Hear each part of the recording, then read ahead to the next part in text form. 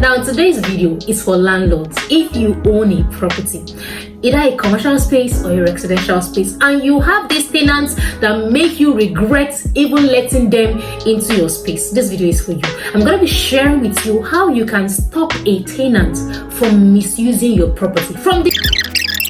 Hi, Madam Landlady here. Welcome back to my YouTube channel. If you are new here, I'm Madam Landlady, and what do I help you do? I help you grow your net worth through profitable investments in real estate. So do want to subscribe to this channel. I am sure you are in for the best of time. And of course, if you are part of the family already, welcome. Thank you for always coming back. Now, today's video is for landlords. If you own a property, either a commercial space or a residential space, and you have these tenants that make you regret even letting them into your space, this video is for you. I'm going to be sharing with you how you can stop a tenant from misusing your property from the inception. Before they even move into the apartment or the commercial space, you let them know what to do, what not to do, so that you don't ever regret letting them into your building.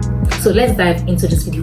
The first way you can stop a tenant from misusing your property is to have a landlord and tenant agreement. This landlord and tenancy agreement must spell out specific rules and regulations on how the property should be used and managed all through the period of the tenant's stay in the building. Number one, it must spell out the amount that was paid on rent and the length of tenancy. How many years is the rent valid for? And then after the rent expires, what is the grace period that applies before the tenant must renew their rent or move out? Some landlords will give you a month, some would even give you up to 3 months, while some landlords will say you must renew the very day your rent expires. So spell out the grace period that applies for you and let it be on the contract.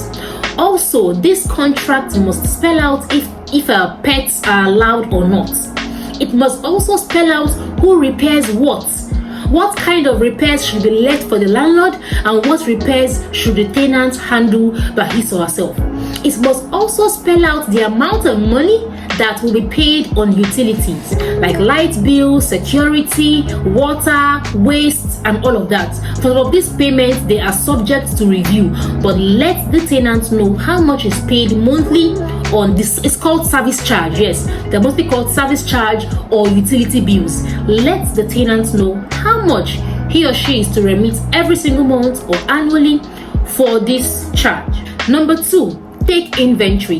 Before the tenant moves into the apartment, perform a detailed inspection of the apartment alongside the tenant. Alright, so know what you have, know what you installed, know how the apartment, know the kind of condition the apartment was in before the tenant moved in. This would help you charge for damages appropriately and lawfully.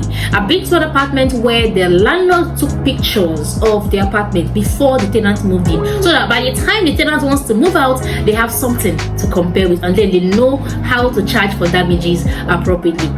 Number three, perform occasional inspections of your building. Don't wait till when the tenant is about to move out, then begin to look for what's not right and what was spoiled. No, but at least 2 times or 3 times in a year, visit your property. Check on your tenants, know how they are doing, know how they are using the property.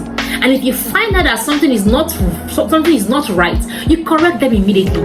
When your tenant says that, oh, my landlord is actually very particular about his property being managed well, it will help them stay conscious.